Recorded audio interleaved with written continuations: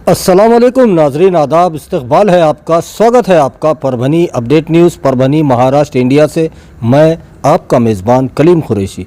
आइए नाजरीन, डालते हैं आज की सबसे अहम और ब्रेकिंग न्यूज़ पर नज़र।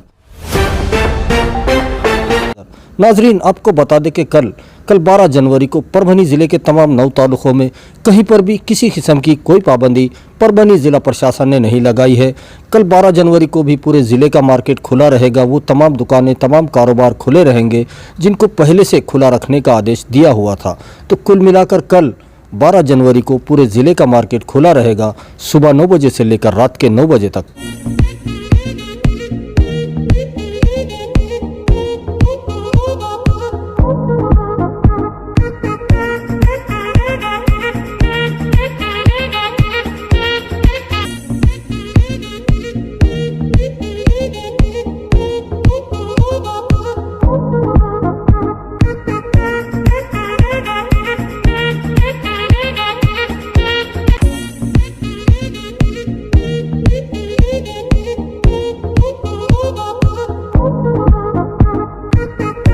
आइए नाजरीन, डालते हैं आज की दूसरी सबसे अहम खबर पर नज़र।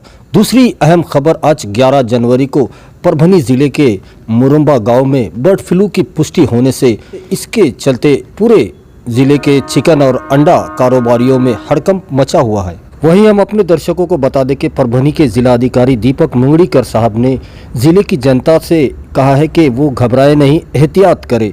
और वहीं पर ज़िलाधिकारी साहब ने ये भी कहा है कि चिकन और अंडे पूरी तरह से उबाल कर, बॉईल कर और पूरी तरह से अच्छे से पका कर खाया जा सकता है। इसमें किसी किस्म का कोई ख़तरा नहीं है। और आपको बता दें कि H5N1 वायरस मुर्गियों में और परिंदों में पाया जाता है। ये वायरस मुर्गियों और परिंदों से इंसानों तक पहुंच सकता है, लेकिन अभी तक पूरे ज़िले में ऐसा एक भी पेशेंट नहीं मिला है। तो वहीं पर ये वायरस इंसानों से दूसरे इंसानों में नहीं पहुंच सकता, ऐसा भी बताया जा रहा है। तो वहीं पर परभनी ज़िले के परभनी तालुके के गांव मुरुम्बा और कुपटा, इन दोनों गांवों में पूरी तरह से प्रतिबंध लगा दिया गया है।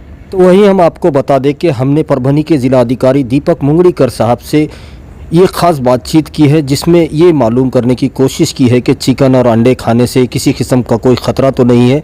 आप देखिए हमारी ये ख़ास रिपोर्ट। आज 11 जनवरी को परभनी के ज़िलाधिकारी दीपक मुंगड़ीकर साहब ने जैसे ही परभनी में बर्ड फ्लू की पुष्टि हुई है और इसको देखते हुए पूरे ज़िले में हड़कंप मचा है, तो ज़िलाधिकारी साहब ने साफ तौर पर कहा है कि इससे पैनिक होने की, घबराने की ज़रूरत नहीं है, क्योंकि ये जो H5N1 जो वायरस है ये सिर्फ मुर्गियों में ही पाया जाता है। इससे इंसानों में होने की अभी तक कोई बात सामने नहीं आई है।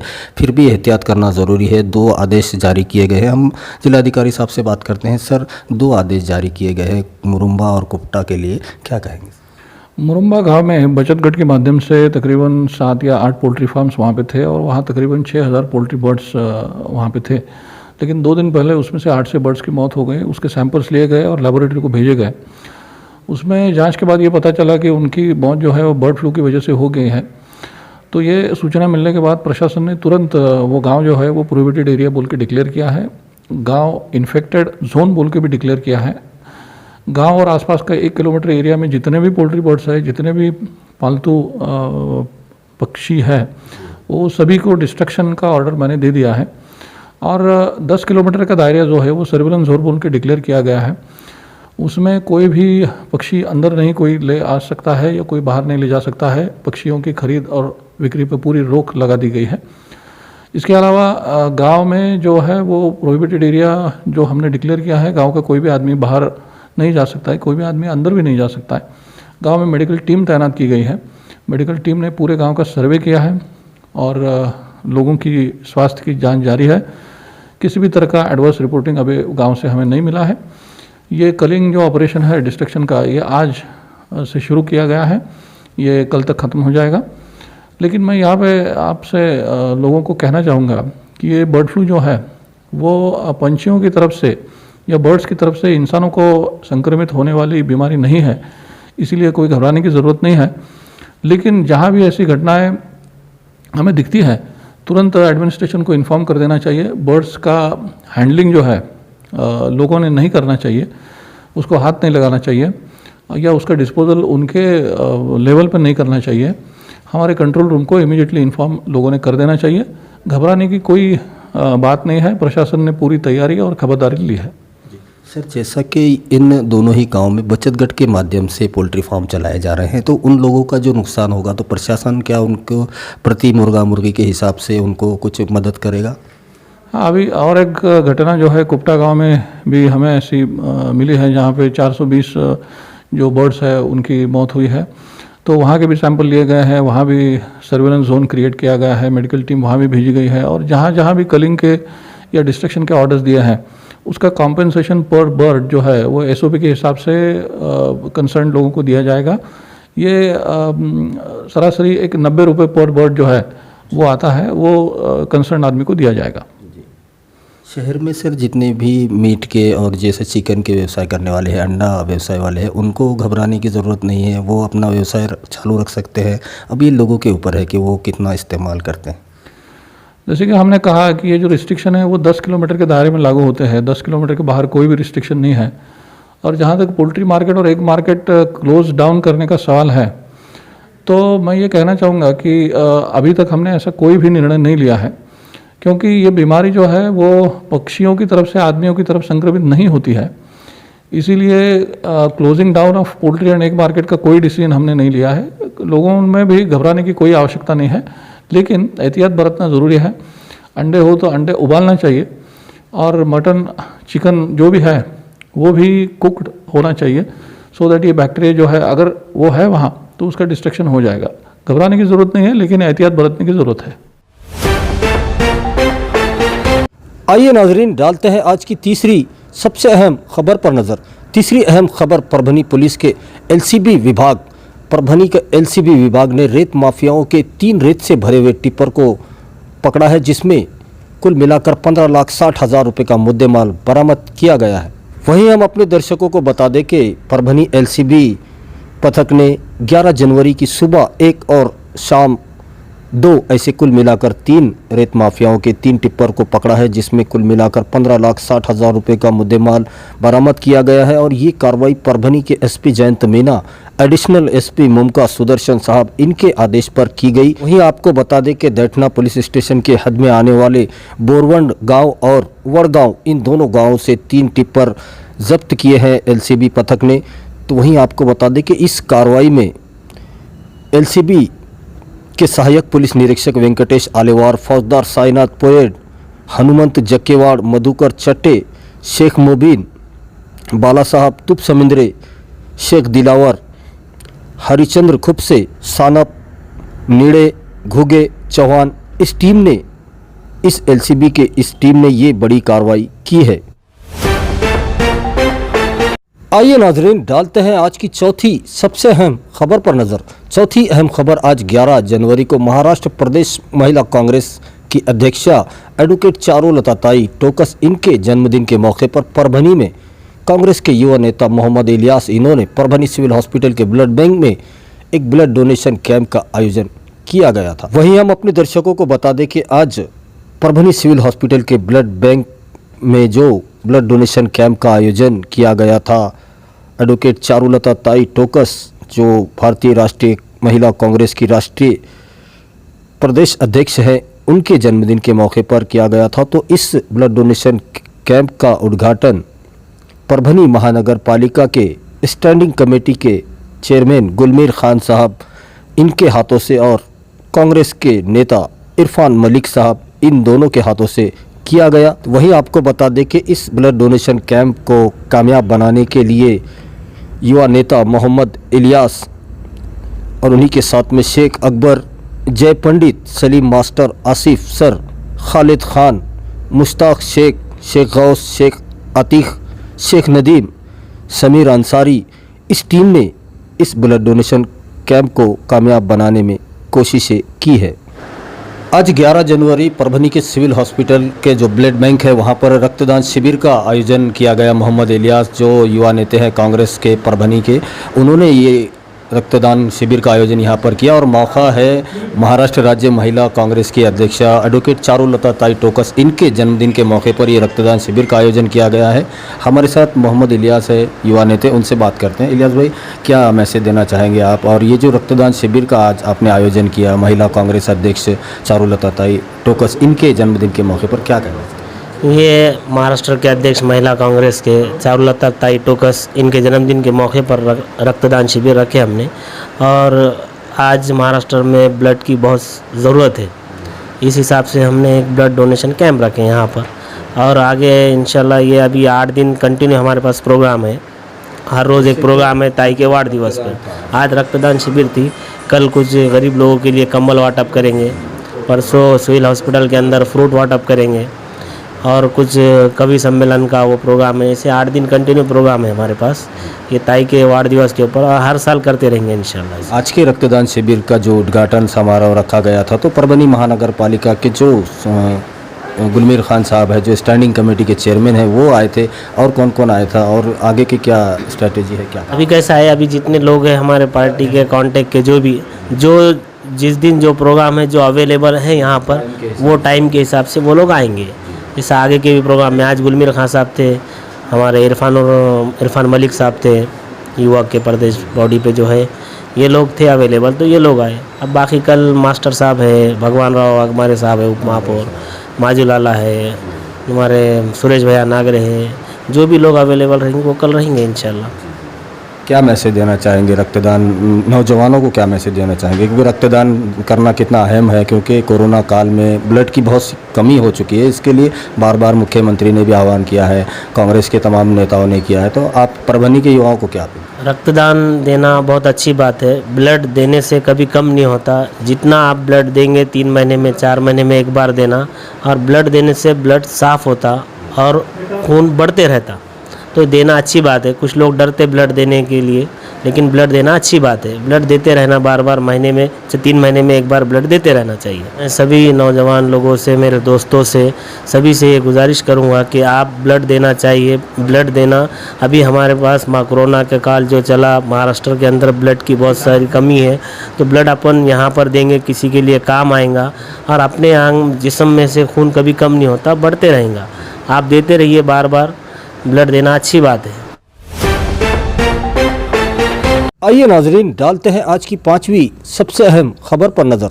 5वीं अहम खबर परभनी ज़िले के आरटीओ ऑफिसर श्री कृष्णा नखाते साहब ने परभनी ज़िले की जनता से अपील की है कि ज़िले के अंदर जो तमाम ही आरटीओ ऑफिस की तरफ से जो गाइडलाइन, जो रास्ते सुरक्षा के नियम हैं, उन तमाम का पालन किया जाए। तो उसी के साथ RT-PCR टेस्ट करवाना भी कंपलसरी किया गया है उन तमाम ऑटो रिक्शा वालों के लिए जो पूरे ज़िले में ऑटो चलाते हैं उनके लिए, और जो पैसेंजर गाड़ियां 4 व्हीलर चलाते हैं उन तमाम के चालक मालक को अपना RT-PCR टेस्ट करवाना ज़रूरी है।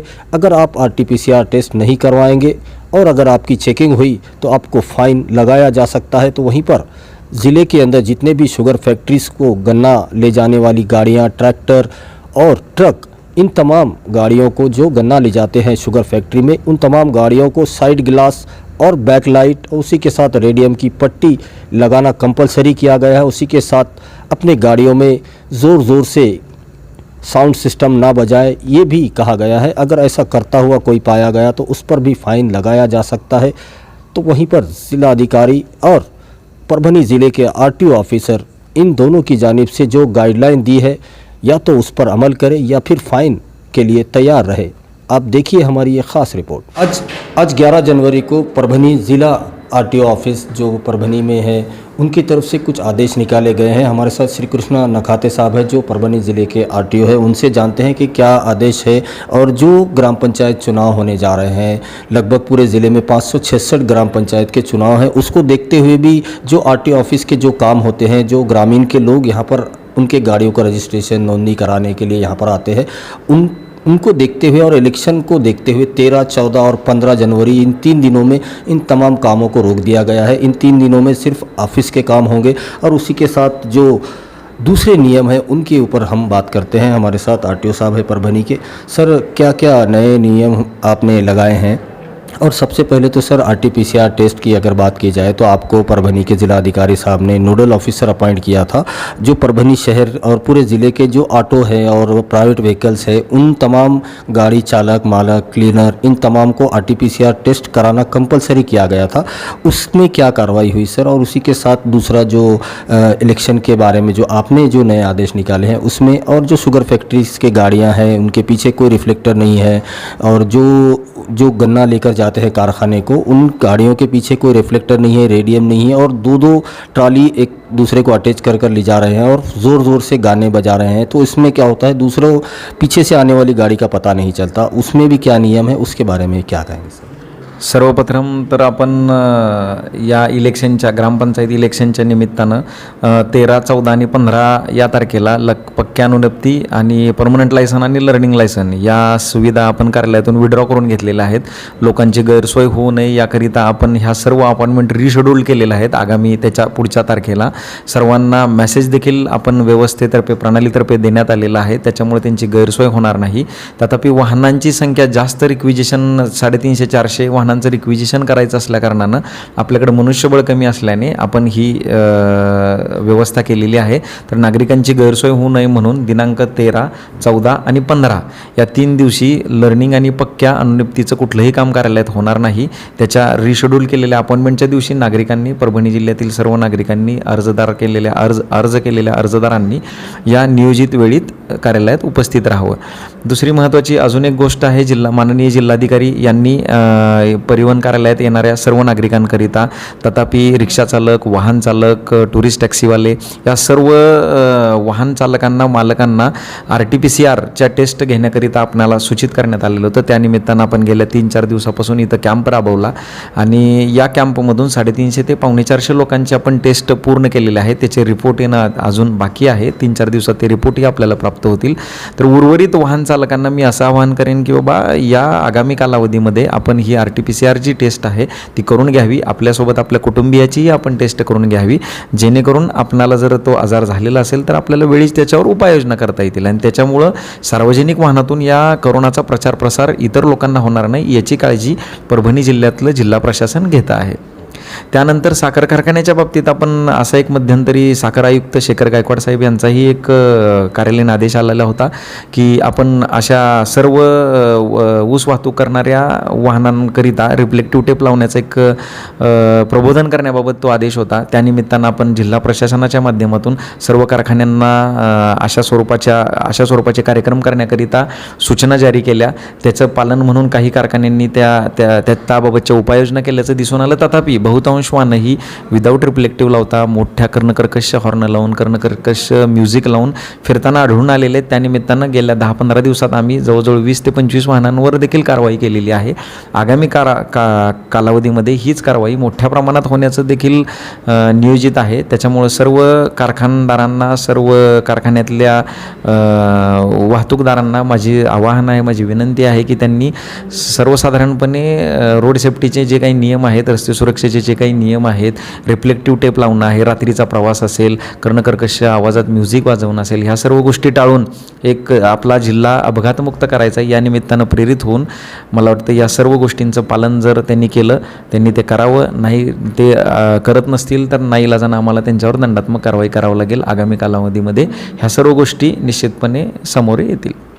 परभणी जिल्ह्यातील सर्व वाहन चालकांना, मालकांना मी विनंती करतो की त्यांनी आगामी कालावधीमध्ये आपली RTPCR टेस्ट करून घ्यावी, जेणेकरून वाहन चालक आणि मालक हे तसे पाहता कोरोनाचे वाहक म्हणायला हरकत नाही.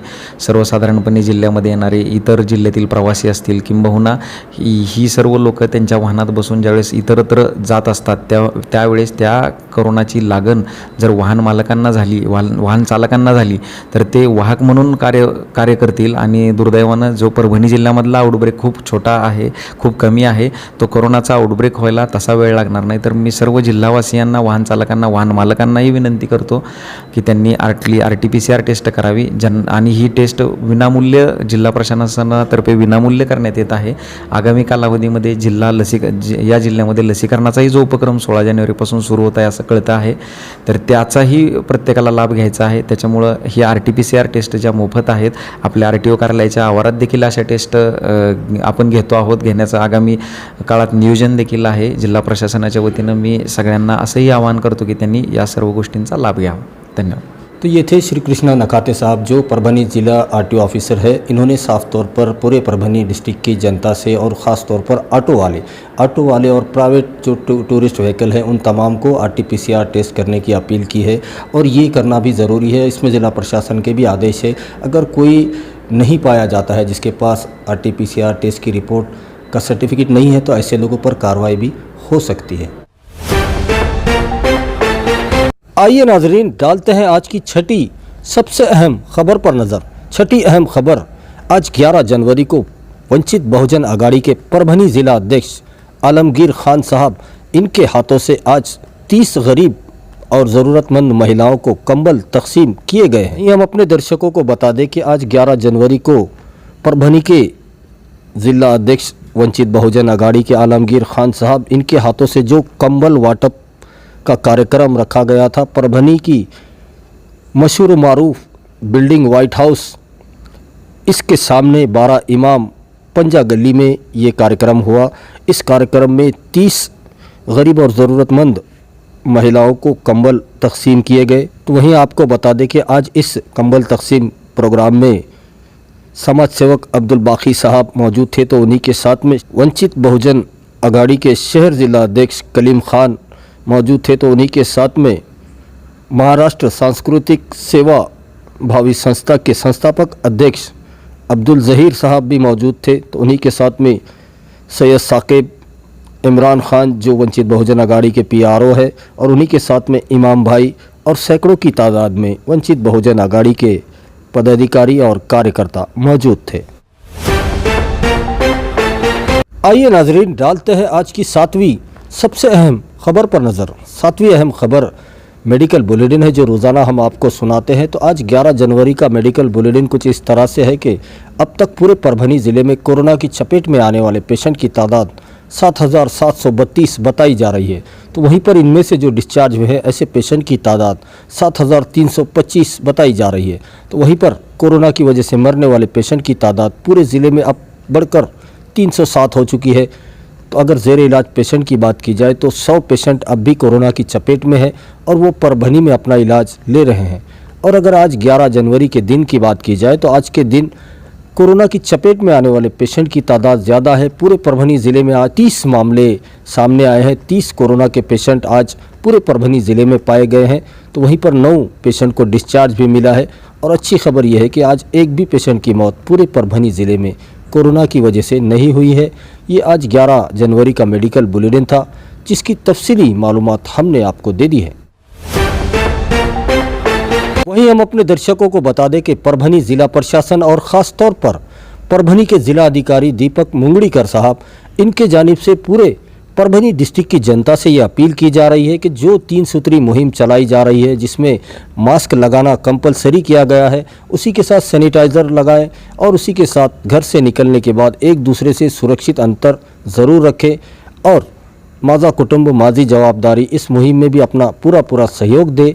ऐसी अपील ज़िला प्रशासन आपसे कर रहा है. वहीं हम अपने दर्शकों से ये गुजारिश करते हैं, ये अपील करते हैं, ये रिक्वेस्ट है हमारी आपसे कि आप हमारे चैनल परभनी अपडेट न्यूज़ को सब्सक्राइब ज़रूर करें, लाइक करें, शेयर करें और कमेंट तो ज़रूर करें, ताकि आप दर्शकों की राय हमें मालूम हो सके. और बेल आइकॉन का बटन दबाना ना भूलें, ताकि आने वाली हर खबर सबसे पहले आपको मिल सके. तो अपना बहुत ख्याल रखिए. ज़िला प्रशासन की गाइडलाइन का पालन कीजिए, अपने घरों में रहिए, सुरक्षित रहिए और मुझे दीजिए इजाज़त. आप देखते रहिए परभनी अपडेट न्यूज़.